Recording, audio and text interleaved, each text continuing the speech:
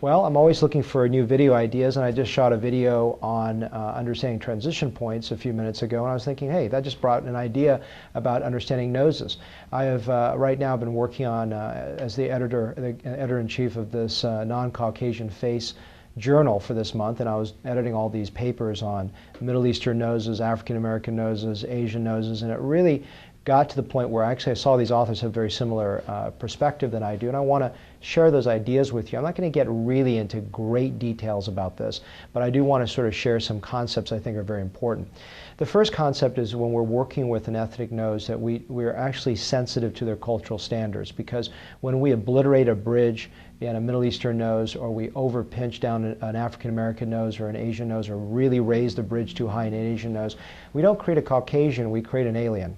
And I think that is something that doesn't quite fit their facial features. And so the standard should not be just a Western or Caucasian nose to say, hey, just because it's a Caucasian, that must look good, and we must make the nose look someone like this blonde model. And so we want to really make sure that we understand cultural sensitivity when we're talking about noses.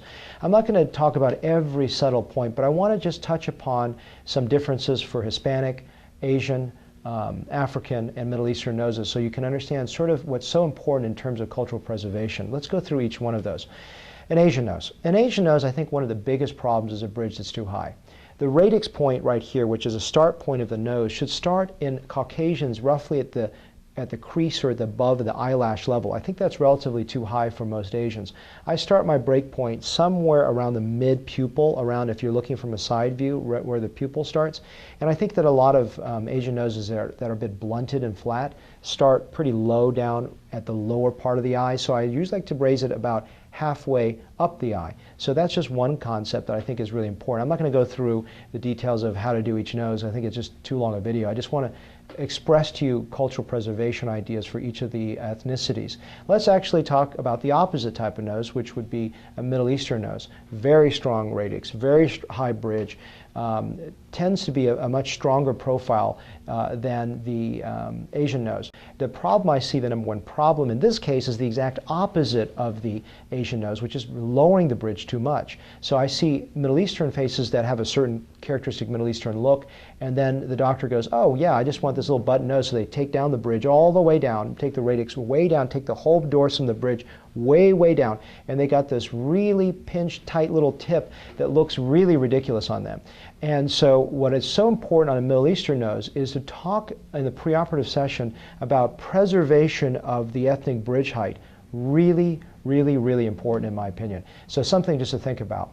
African American noses have a sort of a hybrid. They tend to have more of a flared nose, a flatter bridge, and so the temptation is to go, let's go and just pull those nostrils way in, because classic understanding of where this area should be is that it should be roughly where the eye stops, and that's too narrow oftentimes for an African American nose. It looks just way too small, and then you start creating disharmony where the nose looks a bit pinched and the shape doesn't look natural. So oftentimes, to make this look smaller, instead of pinching it in, just make the tip a little bit more projected, and the balance between tip to the sides will make the African American nose look about proportionate. Sometimes you need to do some degrees of alar base reduction or reduction of the sides. I'm not going to talk to you about all the types of way to do that. That's actually probably another good video to do. But it's just the idea of don't over pinch this in. I think it's the number one mistake in an African nose. The other problem with it is the African platurine nose, which is the description of the type of nose for Africans. By the way, the Asians have what's called mesorine noses, and then the Caucasians have leptorine noses. But for the platurine or African nose, the bones, nasal bones, are quite flared and strong and wide. And the mistake that I've seen is trying to tell someone that bone is going to go really tiny and small. It just, where the bone sits to the skin, it just is hard to reduce it significantly. So for that reason too, is that if you over pinch this area in, the bridge will look too flared. So another concept between understanding sort of culturally sensitive ideas for each race. The Hispanic nose is probably the most difficult nose to deal with. Not deal with, but to comprehend. And the reason is that the concept of the mestizo nose. And what mestizo means essentially is mixture. It's an admixture of different races. For example, the Caribbean slave trade that went through, the sugar trade through Cuba, various components like Haiti, Dominican Republic, you have much, much darker skinned people. So when you talk about Hispanic in that case, you're almost talking about African because they have a predominance of African features. So you're really looking at an African nose when you're dealing with people from that portion of the world. People that come from Incan or Peruvian or Central American or Mexican indigenous, they look more Asian because the Asians that crossed over the Bering Strait eons ago and have settled in those areas, there is more of an Asian feature, thicker skin, broader noses, flatter noses that look more like Asians. So if you're dealing with someone, for example, certain Mexicans that may have been, that haven't mixed with a lot of the white colonialists, et cetera, which is the next topic, they tend to have more Asian features. So you want to respect that. And then some of the strategies we talked about for Asian nose becomes more important.